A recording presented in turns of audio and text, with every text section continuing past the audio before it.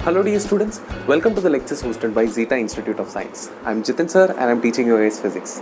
So my dear children, हम लोग इस पर्टिकुलर वीडियो में हम लोग सीखने वाले हैं electromagnetic induction, okay, EMI chapter के बेसिस पे कौन से न्यूमेरिकल्स जो भी टेक्स्ट बुक में दिए हैं, जो अनसॉल्व न्यूमेरिकल्स है उसको हम लोग एक एक करके सॉल्व करने वाले हैं, okay. So my dear children please pay attention. सबसे पहले मैं आपके सामने इंट्रोड्यूस करता हूँ क्वेश्चन नंबर पीछे जो अनसॉल्व्ड सेक्शन है उसी के क्वेश्चंस हम लोग मेनली सॉल्व करने वाले हैं. उसमें question number 2, major question number 2 जिसमें आंसर इन ब्रीफ करके दिया हुआ है, उसके अंदर सब question number 4, okay, that's a numerical. वहाँ से आगे को सब न्यूमेरिकल्स ही आते हैं. सो वो न्यूमेरिकल्स मैं आप लोगों के लिए सॉल्व करूँगा, क्योंकि मैं जानता हूँ कि थ्योरी तो आप लोग इजीली टेक्स्ट बुक से फिगर आउट कर सकते हो. टेक्स्ट बुक के बीच में सॉल्व एग्जाम्पल्स भी होते हैं जिसके सोल्यूशंस दिए, तो you can easily figure out what is happening over there. But ये पीछे के जो अनसॉल्व्ड क्वेश्चंस होते हैं इसके सॉल्यूशंस आप लोगों को अगर एक्सप्लेनेशन के दौरान अगर मैं दे पाऊंगा, that will clearly help you guys. ये मैं क्लियरली अवेयर हूँ. Anyway, proceeding further, question number 4 मैं आपके सामने डिस्प्ले कर रहा हूँ एंड रीड भी कर रहा हूँ. The question goes like this. A horizontal wire of 20 meter long extending from east to west is falling with a velocity of 10 meter per second normal to the Earth's magnetic field of 0.5 into 10 raised to minus 4 Tesla. What is the value of induced EMF in the wire? Okay, so this is the number 4. In this question they have said there is a wire जिसका length given है 20 metre, okay. East से लेकर waste, मतलब ये east होगा ये waste होगा, east से लेकर वेस्ट है. Falling with a velocity of 10 metre per second, so ये नीचे की तरफ गिर रही है with a velocity of 10 metre per second normal to the earth's magnetic field of, magnetic field दिया है, नॉर्मल है करके बोला है. सो परपेंडिकुलर होगा ये, या ये परपेंडिकुलर, इसको परपेंडिकुलर बोलो या इसको परपेंडिकुलर बोलो, जो भी बोलना है बोल दो आप. परपेंडिकुलर है. The value is given as 0.5 into 10 raised to minus 4 tesla. What is the value of induced EMF? Induced EMF का एक्सप्रेशन पूछा है यहाँ पर. क्वाइट सिंपल है इसका expression. So it is basically BLV perpendicular component. ये मैंने आपको इसके पहले भी प्रूव करके दिखाया, आपको सिंपली सब्स्टिट्यूट करना है. So whenever the wire is moving, if the velocity is perpendicular to the magnetic field, then this is your expression. B का एक्सप्रेशन हो जाएगा 0.5 into 10 raised to minus 4 multiplied by L का expression हो जाएगा 20 multiplied by velocity का expression हो जाएगा 10. सो ये तीनों ये कटने के बाद यहाँ पर ये हो जाएगा 10 raised to minus 2, बिकॉज दो जीरोज यहाँ पर कट गए. सो ये जो 2 है, 0.5 मतलब हाफ होता है जो 2 से कट सकती है. So finally your answer is going to be 10 raised to minus 2 volt या फिर 0.01 वोल्ट. में इसको ऐसे भी लिख सकता हूँ. अगर आप मिली वोल्ट में कन्वर्ट करने की कोशिश करेंगे सो मैं लिख सकता हूँ कैसे कन्वर्ट करते हैं वो भी बता देता हूँ. 0.01 आपको क्या चाहिए, milli stands for what, 10 raised to minus 3. अगर आपको मिली चाहिए तो 10 raised to minus 3 डालना पड़ेगा. आपने आपके हाथ से 10 raised to minus 3 डाला है तो उसको ओवरकम करने के लिए 10 raised to plus 3 इधर डालना पड़ेगा ताकि वो बैलेंस हो जाए. सो घूम फिर के ये इसके साथ मल्टीप्लाई हो जाएगा तो 10 हो जाएगा. यहाँ पर ये हो जाएगा millivolt. So this can also be written as 10 millivolt. So this is also your correct answer. This is also your correct answer. So my dear children, please pause the video and make a note of it.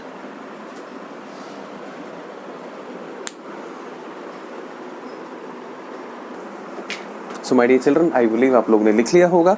Next question की तरफ बढ़ता हूँ मैं. So the next question says somewhat like this: a metallic disk is made to spin at 20 revolutions per second about an axis passing through its center and normal to its plane. Okay, मतलब एक disc ऐसे रखा है, इसके axis जो है उसके centre से पास किया गया है एंड वो प्लेन से नॉर्मल है, ऐसे बोला गया है. The disc has a radius of 30 centimetre and spins in a uniform magnetic field of 0.2 tesla which is parallel to the axis of rotation. So disc ऐसा है, एक्सिस ऐसा है एंड मैग्नेटिक फील्ड भी जो भेजा है वो भी ऐसा ही है. सो बेसिकली डिस्क का एरिया और मैग्नेटिक फील्ड दोनों एक दूसरे से परपेंडिकुलर है. तो यहाँ पर इनडायरेक्टली उन्होंने थीटा का वैल्यू 90 दिया है बी और ए के बीच का. ओके, एनीवे, सो मतलब सरफेस और ये दोनों एक दूसरे से परपेंडिकुलर, मतलब एरियल वेक्टर भी देखा जाएगा तो ऐसे ही जाता है. मैं उसके बारे में डिटेल में बताता हूँ. Calculate the area swept per unit second by the radius of the disc, the flux cut per second by radius of the disc, EMF induced in the disc. ऐसे पूछा गया है. Let's try to find it out. So my dear children, the fifth question so सबसे पहले उन्होंने क्या बोला है, फ्रीक्वेंसी का वैल्यू दिया है 20 रिवॉल्यूशंस पर सेकेंड, ठीक है। इसी चीज़ को मैं हर्ट्ज भी बोल सकता हूँ, this is the SI unit basically, क्योंकि वो पर सेकेंड है इसीलिए, okay. Passing through the centre and normal, okay. Axis of rotation के बारे में बोला, the disc has a radius of 30 centimetre, so the radius of the disc is given as 30 centimetre, 10⁻² metre करके conversion factor डाल देंगे हम लोग। Spins in a uniform magnetic field of 0.2 tesla, so the magnetic field is 0.2 Tesla which is parallel to the axis of rotation. That means यहाँ पर situation ऐसा है कि भाई अगर ये तुम्हारा डिस्क है, एक्सिस ऑफ रोटेशन डिस्क के सरफेस से परपेंडिकुलर है करके बोला है, so this is the axis of rotation, okay. And उसके अलावा मैग्नेटिक फील्ड भी ऐसे ही जा रही है करके बोला है, so this is the direction of magnetic field, it is in the same direction as the axis of rotation. And that means सीधी सी बात है, ये डिस्क अगर ऐसा रखा है तो according to the right hand thumb rule the aerial, so area अगर ऊपर की तरफ ऐसा एरिया अगर रखा है, तो ऐसा जब एरिया रखा रहता है तो राइट हैंड थंब रूल के हिसाब से एरियल वेक्टर का डायरेक्शन ऊपर की तरफ जाती है। सो दैट मीन्स ये एरिया का जो डायरेक्शन है that is upward basically. Area का डायरेक्शन और बी का डायरेक्शन दोनों सेम है, दैट मीन्स इधर थीटा का वैल्यू क्या मिलेगा आपको, 0, वेक्टर्स के बीच का एंगल। वन बाय वन उन्होंने जो बोला वो फाइंड करने की कोशिश करते हैं। सबसे पहले उन्होंने पूछा area swept per unit second, so इन्होंने पूछा है कि भाई कितना एरिया कवर हो रहा है पर सेकंड, dA/dt पूछा है, this is your first question. चलो ये फाइंड करने की कोशिश करते हैं। अब फर्स्ट क्वेश्चन में यहाँ पर चेंज इन एरिया पर यूनिट टाइम, या फिर जब घूम रही है वो, when it is making circular motion और रोटेशनल मोशन, दैट टाइम कितना एरिया कवर हो रही है। सिंपल सा फंडा है यार, एरिया जो भी कवर हो रही है that is how much, πr² per unit time, that is nothing but dA/dt। अब 1 टाइम जो होती है वो होता है frequency, that means πr² multiplied by frequency. आपको बस वैल्यू सब्सटीट्यूट करना है यहाँ पर। पाई का value will be given is like we know that it is 3.14, R का वैल्यू 30 × 10⁻², को मैं काम कर सकता हूँ भाई 0.3 भी तो बोल सकता हूँ। 0.3 का स्क्वायर कर देंगे तो 0.09 हो जाएगा, multiplied by frequency is basically 20, okay. इन दोनों को अगर मल्टीप्लाई करेंगे तो I will be getting 3.14 multiplied by, ये दोनों का मल्टीप्लिकेशन होता है 1.8। अब इन दोनों को अगर मल्टीप्लाई करेंगे तो I will be getting 5.65। Area पर यूनिट टाइम है तो इसका ऐसा यूनिट हो जाएगा मीटर स्क्वायर पर second. So this is the area swept per unit time. ये तुम्हारा पहला सवाल था, ठीक है भाई, पहले सवाल का जवाब हम लोग ने निकाल लिया। अब दूसरे सवाल की बारी है। The second question, for the second question, the question says, demands flux cut per second by the radius of the disk. So flux कितना कट होता है, अगर ये radius of the disk है, ये जब घूम रही है तो कितना flux कट होता है, मतलब change in flux per unit time. So basically they are asking for the change in flux per unit time, okay? Change in flux per unit time is nothing but V multiplied by like or dot product dA पर unit time, ये तो आप जानते ही हैं। And dot product है मतलब उनके बीच में क्या आएगा, B dA cos थीटा पर यूनिट टाइम। B का वैल्यू इन्होंने खुदों के दिया है, that is how much, 0.2 multiplied bye dA/dt हमने अभी भी फाइंड किया है, that is nothing but 5.65 multiplied by cos of theta. Theta in this case is 0. Theta is basically angle between B and DA. B and DA इन दोनों के बीच का angle 0 होने की वजह से cos 0 1 हो जाएगा यहाँ पर। So इन दोनों को अगर मल्टीप्लाई करेंगे तो I will be getting 1.13. It's d∅/dt, मतलब वेबर पर यूनिट सेकेंड पर यूनिट टाइम। ये तुम्हारा सेकेंड क्वेश्चन था।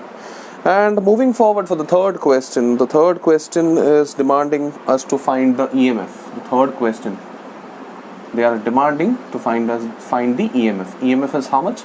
That is nothing but the change in flux per unit time. That will give me 1.13 volt. That's my answer. I believe this problem is very clear for you guys. I request you guys to please pause the video and note it down. I believe आप लोगों का हो गया है। Proceeding towards the next problem, that is the sixth problem, my dear children. A pair of adjacent coil has a mutual inductance of 1.5 Henry. So यहाँ पर M का value दिया है 1.5. Sixth problem, M is given as 1.5 Henry. If the current in the one coil changes from 0 to 1 ampere, that means the change, okay, I will say DI, okay, DI in the first coil. Is 0 से लेकर 10 तक change हो रही है, so the change is 10 ampere in 0.2 second. कितने time में हुआ ये? That is 0.2 seconds. What is the change in flux linkage with the other coil? So they are asking you the change in flux linkage with the other coil, ऐसे पूछा है. Okay. So in this case, how do we find? Basically हमें formula पता है, flux of the second coil is equal to m times the current in the first coil. Obviously बात है, यहाँ पर change in flux of the second coil will be m times the change in current at the first coil. बात खत्म. m के जगह पे क्या डालना है आपको भाई? 1.5 डालना है. The change in current is given as 10. So your answer is going to be 15. So the change in flux on the second coil will be 15 Weber. And अगर क्वेश्चन में ऐसा पूछा होता, how much is the change in flux per unit time on the other coil, that means the question would have gone like this: flux per unit time if they are asking, then it is nothing but 15 upon the time is given as 0.2. Therefore your answer 0.2 is 1/5. Basically क्या होता है? 0.2 मतलब 1/5 होता है. 5 ऊपर चला जाएगा, बन जाएगा 75 Weber per second. So this is the change in flux per unit time linked to the second coil. I believe this was very simple problem. My dear children, please pause the video and make a note of it.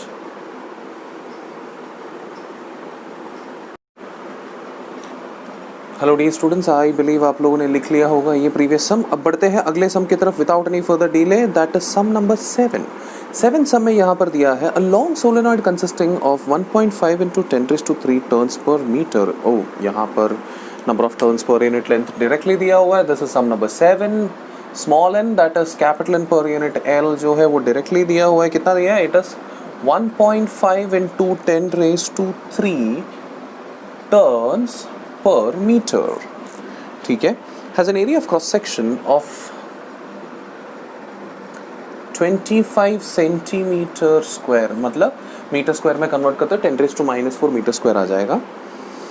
A coil C consisting of 150 turns, मतलब एक coil है जिसका number of turns है 150, is wound tightly around the centre of the solenoid, मतलब एक लंबा solenoid है, उसके सेंटर पे ये 150 टर्न्स वाला कॉइल वाइंड करके रखा है. Calculate for a current of 3 ampere in the solenoid. So the current is given as 3 ampere. The magnetic flux density at the center of the solenoid will be how much? Magnetic flux density मतलब B. Indirectly, see, magnetic flux is what? D phi. Density मतलब upon area. That is nothing but B. In short, उन्होंने क्या पूछा? Magnetic field पूछा है. सबसे पहला सवाल वो है. पहला सवाल सॉल्व करते हैं. पहले सवाल का जवाब क्या होगा? It is nothing but mu naught small n into I. बात खत्म. mu naught का वैल्यू हो जाएगा 4 pi into 10⁻⁻⁷ multiplied by small n is how much? It's nothing but 1.5 into 10⁻⁻³ multiplied by current is how much? Current is given as 3. So ये multiply करते हैं. So this 1.5 multiplied by 4 कितना हो जाएगा? It is nothing but 6. 6 into 3 कितना होता है? 18. So यहाँ पर आएगा 3.14 multiplied by 18 multiplied by ये -7 और +3 कुल मिलाकर हो जाएगा -4. 3.14 multiplied by 18 करने के बाद कुल मिलाकर आपको मिलेगा कुछ अराउंड 56.6 इंटू 10⁻⁻⁴ मिलेगा. डेसिमल को एक पीछे लेके आने के बाद आपको मिलेगा 5.66 into 10⁻⁻³ tesla. This will be your magnetic field. मिल गया मैग्नेटिक फील्ड. पहला सवाल का आंसर आ गया. अब दूसरा क्वेश्चन जो पूछा उन्होंने, that is nothing but the flux linkage in the coil C. Flux linkage कितना है? So this was the solution for your first part मतलब चलो मैं इसको पार्ट A करके बोल देता हूँ. पार्ट B में उन्होंने पूछा है flux linkage with the coil is nothing but, मतलब flux linkage with the coil will be nothing but number of turns of that particular coil multiplied by जो फ्लक्स लिंकेज इनिशियली हुआ है. सो ये mutual see basically आप तो जानते हो कि भाई सोलेनॉइड के अंदर जितना भी फ्लक्स जनरेट होता होगा वो फ्लक्स वहाँ पर भी इफेक्ट होता होगा, है कि नहीं? Because you know why, because ये रहा आपका सोलेनॉइड. ये सोलेनॉइड पे इसके अंदर अगर वाइंडिंग्स है, सो ये वाइंडिंग्स की वजह से इस पर कुछ ना कुछ तो फ्लक्स होगा. अब इसके सेंटर में एक सेक्शन के बीच में एक और वाइंडिंग रखा है, तो उस सेंटर पे सोलेनॉइड के अंदर जितना भी फ्लक्स जनरेट होता है उतना फ्लक्स तो दूसरे के अंदर भी जनरेट होता है. सो ये फ्लक्स क्या है? सोलेनॉइड के अंदर इतने सेक्शन में कितना जनरेट हुआ वो multiplied by number of turns, मतलब वो दूसरे वाले फ्लक्स का नंबर ऑफ टर्न्स जितना भी रहेगा वो.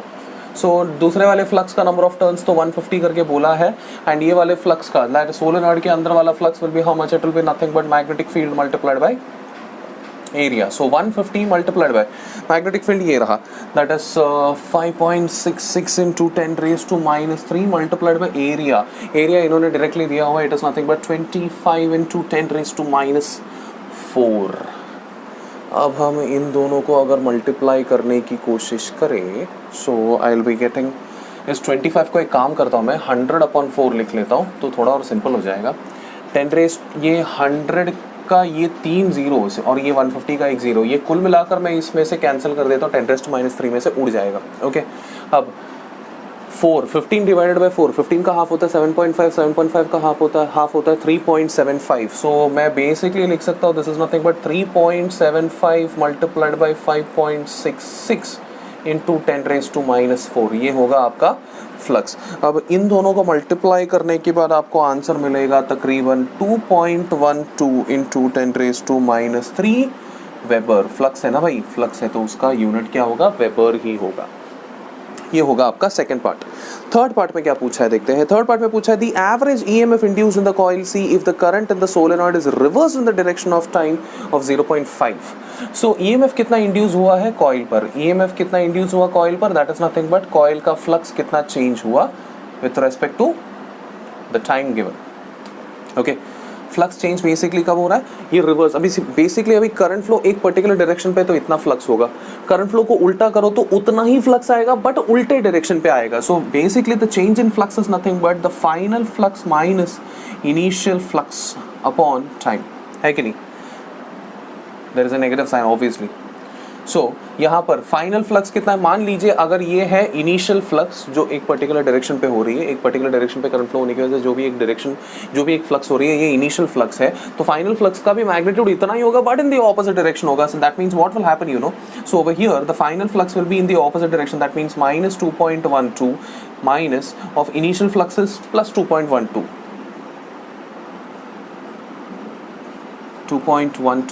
इंटू 10⁻², ये दोनों में से 10⁻³ कॉमन निकाल रहा हूँ मैं, अपॉन टाइम. टाइम कितना दिया है यहाँ पर डेटा में दिया है 0.5. 0.5 मतलब क्या होता है भाई, हाफ होता है. अब ये सीधी सी बात है यार, माइनस 2.12 माइनस 2.12 दोनों तो ऐड होना चाहिए बेसिकली, और इसका ओवरऑल माइनस ये माइनस के साथ कैंसिल भी हो जाएगा. सो घूम फिर के मैं बोलूँगा 2.12 का डबल, 2.12 का डबल कितना होता है भाई 4.24, है कि नहीं. 4.24 ये हाफ भी ऊपर की तरफ आ जाएगा तो 4.24 को भी डबल करना पड़ेगा. तो 4.24 को डबल करेंगे तो it will B 8.48 into 10⁻³ volt. This will be the EMF acting across the coil, EMF induced across the coil. So I believe ये सम काफ़ी easy था, right? So first part में क्या find किया, second part में कैसे find किया, third part में कैसे find किया, I believe it is very much clear for you guys. I request you guys to please pause the video and make a note of it. So my dear children, I believe आपका हो गया है. Let's proceed towards the 8th problem. A search coil having 2000 turns with area 1.5 centimeter square is placed in a magnetic field of 0.6 Tesla. The coil is moved rapidly out of the field in time 0.2 second. Calculate the induced EMF across the search coil. So 8th problem में वो coil को move किया गया है तो उस time पे induced EMF check करना है. That is nothing but एक तो है भाई induced EMF BLV के फॉर्मेट में हम लोग सर्च कर सकते हैं, निकाल सकते हैं, नहीं तो फिर हम लोग change in flux per unit time के फॉर्मेट में भी निकाल सकते हैं. जो भी हमारे लिए कन्वीनियंट लगता होगा उस फॉर्मेट में हम लोग निकाल सकते हैं. I believe change in flux per unit time ज़्यादा कन्वीनियंट लग रहा है मुझे. यहाँ पर चेंज इन फ्लक्स जो होती है दैट इज बेसिकली यहाँ पर अगर आप देखेंगे तो magnetic field multiplied by change in whatever it is happening. Okay, so magnetic field multiplied by flux is basically magnetic field into area. So here in this case it will be magnetic field multiplied by change in area, that is nothing but final area minus initial area, obviously with a negative sign, upon the time taken. So minus, ये minus sign को अंदर ले लेता हूँ, that will give me B multiplied by initial area minus final area, ऐसा हो जाएगा upon the time taken. अब ये बी कितना है भाई, बी का वैल्यू उन्होंने दिया है 0.6 multiplied by initial area. Initially flux के अंदर मतलब अपना मैग्नेटिक फील्ड के अंदर जो एरिया था वो उन्होंने दिया है 1.5 सेंटीमीटर स्क्वायर है तो उसको मीटर स्क्वायर में कन्वर्ट करेंगे, multiplied by 2000 turns multiplied by 2000, इतना था इनिशियल एरिया, मतलब इनिशियली फील्ड के अंदर इतना था। उन्होंने बोला 0.2 सेकेंड्स में ये पूरे को बाहर निकाल दिया, मतलब फाइनल एरिया जो फील्ड के अंदर रहेगा वो कितना रहेगा, 0, पूरा बाहर निकल गया तो अंदर तो कुछ बचा ही नहीं ना। So in short minus final area becomes 0 upon कितने टाइम में लेके गया भाई इसको, इट इज 0.2। बस हो गया काम। अब बेसिक कैंसिलेशंस कर दीजिए, कैलकुलेशंस कर दीजिए। 1.5 इंटू पहले ये 3 अंडे को हटा देते हैं, ये हो जाएगा 10 रेज़ टू -1। 1.5 इंटू 2 कितना होता है, 3 होता है। 3 इंटू 10 रेज़ टू -1 होता है 0.3। 0.3 मल्टीप्लाइड बाई 3, कुल मिलाकर आपका answer will be 0.9 volt. I believe I am clear, my dear children. Please pause the video and make a note of this.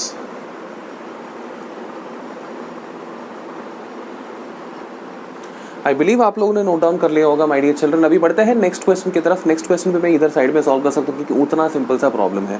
मैं सोचा ठीक है ये इरेज करके ज़रूरत ही नहीं है, इतना सा जगह काफ़ी हो जाएगा, तो डायरेक्टली सॉल्व करके दिखा देता हूँ।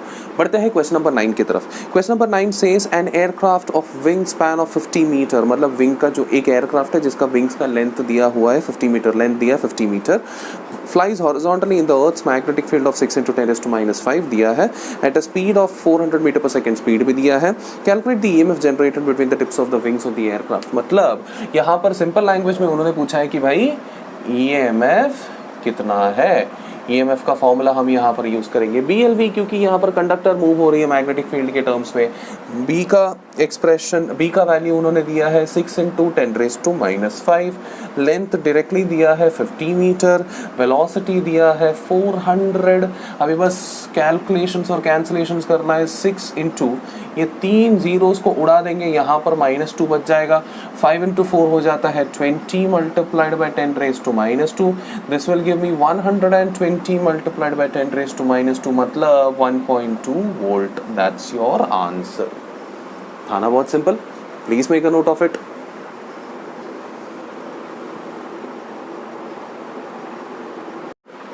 सो I believe my dear children आप लोगों का हो गया होगा ये लिखकर। बढ़ते हैं अगले सम की तरफ, that is sum number 10। Sum number 10 की अगर बात करें, a stiff semi circular wire of radius r is rotated in the uniform magnetic field about an axis passing through its ends. If the frequency of rotation of the wire be f, calculate the magnitude, calculate the amplitude of alternating EMF induced in the wire. So EMF calculate करना है। So basically इन्होंने क्या बोला, this is sum number 10. So here we have, मान लीजिए ऐसा axis pass हो रही है, ये एक्सिस में से ये एक वायर रखा है, इस वायर को घुमाना है। सो बेसिकली इसको ऐसा घुमाना है, ऐसे। ओके, सो ऐसे जब घुमाने की कोशिश करेंगे तो मैग्नेटिक फील्ड भी उसमें से आ रही है, तो कुछ ना कुछ तो EMF यहाँ पर जनरेट होगा, बिकॉज यहाँ पर फ्लक्स चेंज हो रहा है। अब ये जो फ्लक्स चेंज है कैसे होगा, इसको कैसे कैलकुलेट करेंगे देखते हैं। So the EMF is basically, you guys are very well aware that the EMF is basically change in flux per unit time, है कि नहीं। ठीक है, अब यहाँ पर फ्लक्स की जगह पे अभी हमने ऑलरेडी इसको डिराइव किया है कि see whenever we have a rod like this, okay, जब ये ऐसा एक रॉड होता है, ये रॉड को अगर घुमाने की कोशिश करेंगे तो उसकी वजह से जो EMF हम लोग ने इस केस में जो प्रूव किया, that is nothing but half B omega multiplied by L² length.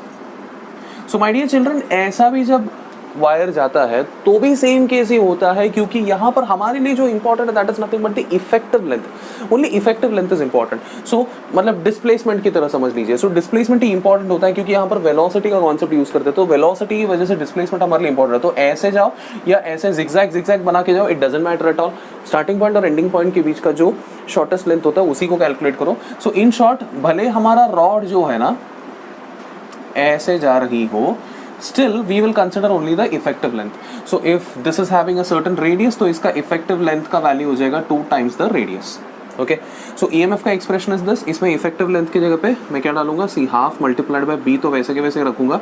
Omega की जगह पे लिखूंगा 2π multiplied by frequency multiplied by effective length की जगह पे लिखूंगा 2 times रेडियस। ये 2 और 2 आपस में कैंसिल हो जाएगा, हमें मिलेगा B multiplied by pi F multiplied by 4r². Finally your answer is E is equal to 4b pi f r². This will be your answer. Okay, so my dear children, please pause the video and make a note of it. So dear children, I believe आप लोगों का हो गया होगा ये वाला problem.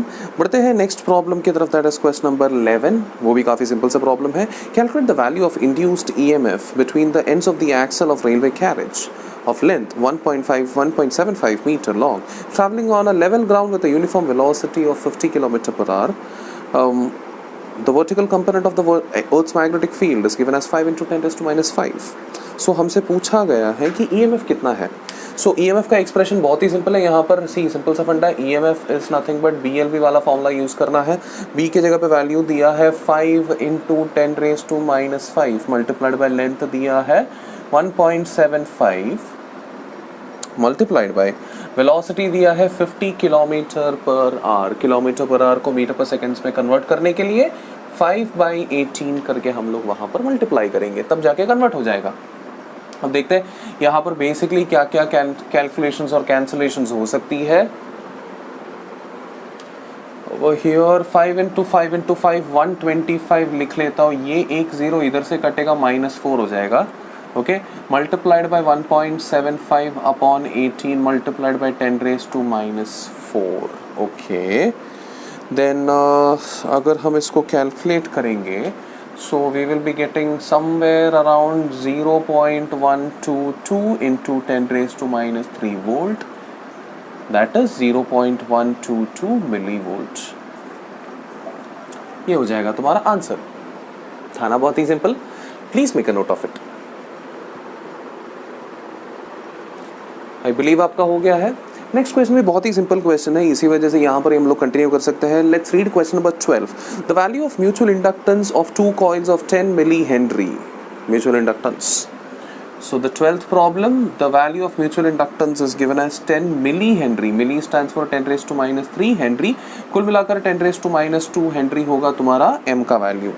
If the current on one coil changes from 5 to 1, that is the change in current on the first coil is 5 initially था, 1 finally हो गया, तो final minus initial 1 - 5 -4 रहेगा तुम्हारा change in current। okay, on the first coil in 0.2 seconds। Time कितना लगा भाई उसको? 0.2 seconds। Calculate the value of induced EMF induced on the other coil। दूसरे कॉइल पर कितना EMF इंड्यूस हो गया। चलो ठीक है भाई, फाइंड करते हैं। EMF induced on the second coil is equal to m multiplied by di1/dt, मतलब फर्स्ट कॉइल में जितना भी करंट चेंज हुआ अपॉन टाइम। m का वैल्यू उन्होंने क्लियरली दिया है, it is 10⁻², obviously there is a negative sign, it is 10⁻² multiplied by di का वैल्यू है -4, ये माइनस और ये माइनस कैंसिल हो जाएगा, अपॉन टाइम का वैल्यू दिया है 0.2। ओके, सो ऑब्वियसली बात है यार, यहाँ पर जब कैंसिलेशन करेंगे यहाँ पर बचेगा 10⁻⁻1, यहाँ पर बचेगा 2। 10⁻⁻1 उधर ऊपर की तरफ चला जाएगा तो EMF का वैल्यू मिल जाएगा 2 × 10⁻⁻1। ये होगा EMF का value, that is nothing but 0.2 volt. ये EMF तो फाइंड कर लिया। अभी नेक्स्ट क्या पूछा है? Also calculate the value of induced charge passing through the coil. कौन सा coil? Second coil. If the resistance is 5 ohm. Okay, so दूसरे कॉइल में से कितना इंड्यूस्ड चार्ज पास हो रही है? ओके, 0.2 सेकेंड्स में, ऑब्वियस सी बात है यार। तो सीधी सी बात है, अभी EMF तो पता चल गया दूसरे का, रेजिस्टेंस का वैल्यू दिया 5 ohm, so this is the EMF of the second coil. So EMF is nothing but current on the second coil multiplied by resistance on the second coil. अब इसमें से क्या मिलेगा मुझे? EMF is 0.2 is equal to current on the second coil multiplied by resistance. Resistance का value कितना है भाई? 5 ओम। ओके, 5 ओम, यहाँ पर ये हो जाएगा 1/5, कुल मिलाकर I2 इज इक्वल टू 1/25 मिलेगा, मतलब 0.2 इज नथिंग बट 1/5, ये हो जाएगा 1/25। अब सवाल ये है कि भाई टाइम इन्होंने दिया 0.2 सेकेंड्स में, उसमें कितना चार्ज पास होता है। So current is nothing but charge upon time, ये तो आप जानते ही हो। सो यहाँ पर मैं लिखूंगा करंट की जगह पे लिखूंगा charge upon time is equal to 1/25। Time की जगह पे लिखना है मुझे 0.2, so charge upon 0.2 is equal to 1/25। एक काम करता हूँ यार, ये 1/25 को मैं 0.04 करके नेक्स्ट लाइन में लिख सकता हूँ। ठीक है भाई, 0.04 करके लिख लेता हूँ। बाकी तो आप जानते ही हो 0.2 को यहाँ पर लेके जाओ, charge is equal to 0.2 multiplied by 0.4 is equal to 0.008, that will give me, decimal को 1 2 3 3 बार आगे लेके जाएंगे तो 8 मिली एम्पियर, 3 बार लेके गए मतलब 10⁻³ सो इसको मैं 8 × 10⁻³ एम्पियर लिखने वाला था, एम्पियर नहीं सॉरी यार कूलम, 8 × 10⁻³ कूलम लिखने वाला था, लेकिन मैं सोचा यार 10⁻³ लिख के इतना टेंशन क्यों लेना, सो डायरेक्टली मैंने उसको क्या लिख लिया, मिली कूलम। सो आप ऐसे भी अगर लिखोगे this is also your correct answer and this is also your correct answer. I believe I am clear, था ना सिंपल, है कि नहीं? Please make a note my dear children.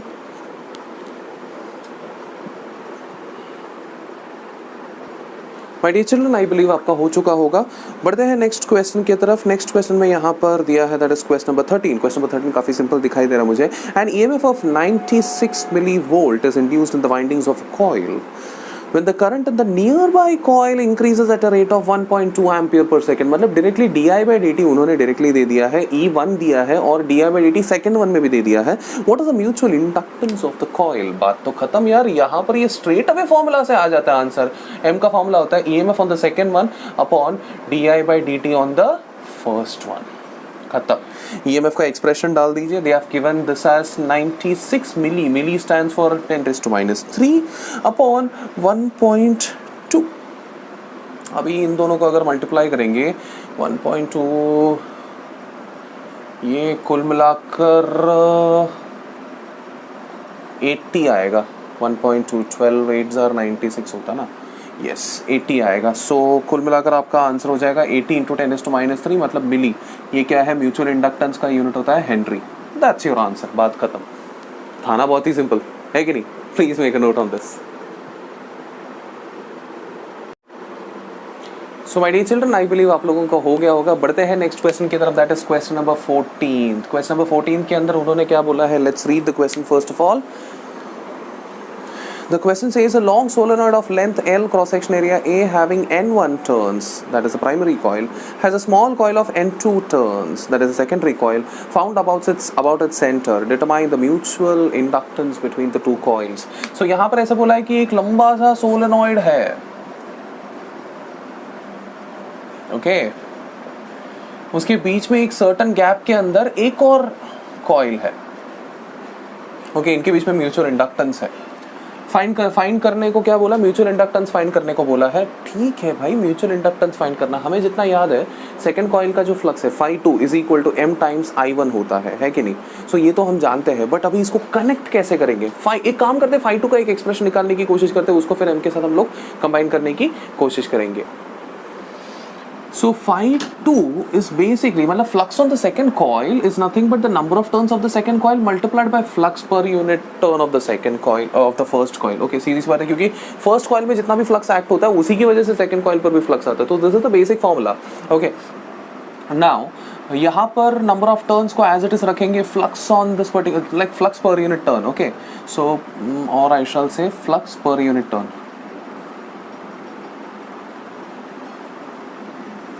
Flux per unit first वाले का टर्न। ओके, सो अभी यहाँ पर एक्सप्रेशन अगर डालने की कोशिश करें, so number of turns multiplied by flux का एक्सप्रेशन हो जाएगा magnetic field multiplied by area, magnetic field of the first one, area of the first one. ठीक है, एरिया दोनों के लिए कॉमन ही है क्योंकि दोनों एक दूसरे से चिटके हुए करके ऑलमोस्ट बोला है, multiplied by number of turns, obviously जितना भी ज्यादा टर्न्स रहेगा उतना ही रहेगा, divide by number of turns. ये दोनों तो कैंसिल हो जाएंगे एक दूसरे के साथ। अब B1 लॉन्ग सोलेनॉइड के अंदर जो B जो होती है, B is nothing but μ0 Ni, where N is what, N is nothing but number of turns per unit length multiplied by I। ये होता है B का एक्सप्रेशन मल्टीप्लाइड बाय A। अब इसमें से काम करता हूँ, ये जो I है फर्स्ट कॉइल का I है ना, इसको मैं बाहर डाल देता हूँ, बाकी सबको अंदर ले लेता हूँ। So I will be getting μ0 N1 N2 A upon L multiplied by I1, this will be equal to φ2। We know that, हमें तो पता है कि भाई φ2 सेकेंड कॉइल का flux will be equal to mutual inductance time first coil का current I1। तो इन दोनों को अगर कंपेयर करेंगे तो मैं बोल सकता हूँ m will be equal to μ0 N1 N2 A upon L। So इस पर्टिकुलर क्वेश्चन के हिसाब से ये आंसर आना चाहिए। टेक्स्ट बुक में सॉल्यूशन में शायद L मिस हुआ है या फिर L को 1 मीटर कंसिडर किया, इन दोनों में से कोई तो एक सिचुएशन है वहाँ पर। सो आई बिलीव ये आपका क्वेश्चन है, आपका ये आपका सॉल्यूशन है। So my dear children please make a note of it. So my dear children, बढ़ते हैं next question की तरफ. Next question is the question number 15. Question number 15 says the primary and the secondary coil of a transformer each have inductance 200 into 10 raised to 6. मतलब यहाँ पर 15th question में दिया है L1 और L2 दोनों का वैल्यू है 200 into 10 raised to minus 6 Henry. The mutual inductance is given as 4 into 10 raised to minus 6 Henry. What percentage of flux from one coil reaches the other? मतलब कितना percentage एक से दूसरे पे पहुंचती है, इसका एक फॉर्मूला हमारे पास है. So m is equal to k multiplied by root of L1 multiplied by L2. यहाँ पर क्या होता है? So L1 L2 individual coils के इंडक्टेंस होता है और m जो होता है म्यूचुअल इंडक्टेंस होता है. अगर परफेक्टली एक दूसरों को इन्फ्लुएंस कर रही है, मतलब L1 L2 को और L2 L1 को परफेक्टली इन्फ्लुएंस करती है, तो k का वैल्यू 1 आता है. If they are perfectly coupled. If they are not perfectly coupled, k का वैल्यू हमेशा 1 से नीचे कुछ तो भी आता है. सो जितना भी आएगा 1 के नीचे वो उसके हिसाब से हम लोग को परसेंटेज कैलकुलेट करना पड़ता है. Okay, let's see. अब यहाँ पर m के जगह पे मैं डालूंगा 4 into 10 raised to minus 6 के. यार L1 और L2 दोनों सेम ही है, तो इसको मैं लिख सकता हूँ L1 स्क्वायर का स्क्वायर रूट लिख सकता हूँ. ये कैंसिलेशंस के बाद यहाँ पर मिलेगा मुझे k multiplied by L1. Okay, तो L1 की जगह पे मैं डाल देता हूँ value 200 into 10 raised to minus 6.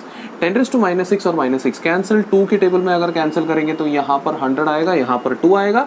So k का वैल्यू रहेगा 2/100. इसको मैं 0.02 लिख सकता हूँ, है कि नहीं? सही बात है, k का वैल्यू 0.02 है. इसके बेसिस पे सी k जब 1 होता है तो 100% कपलिंग होता है, 100% एफिशिएंसी होता है, 100% फ्लक्स पहुंचती है. k का वैल्यू अगर 0.02% है, मतलब 2/100, मतलब 2% ही पहुंचता है. दैट मीन्स k का वैल्यू कितना है भाई? 2%. दैट मीन्स इसका मतलब क्या होता है? जो फ्लक्स पहुंचती है दूसरे तरफ वो सिर्फ और सिर्फ 2% के एफिशिएंसी के साथ ही पहुंचती है. Do you understand? So my dear children, please pause the video and make a note of it. So my dear children, बढ़ते हैं 16th प्रॉब्लम की तरफ. I'll read the question for you guys. A toroid ring made of a bar of length 1 meter, मतलब toroid का पूरा length है 1 metre. Okay, चलो अच्छी बात है यार, वरना toroid का लेंथ हम लोग को 2πr के फॉर्मूला से निकालना पड़ता था.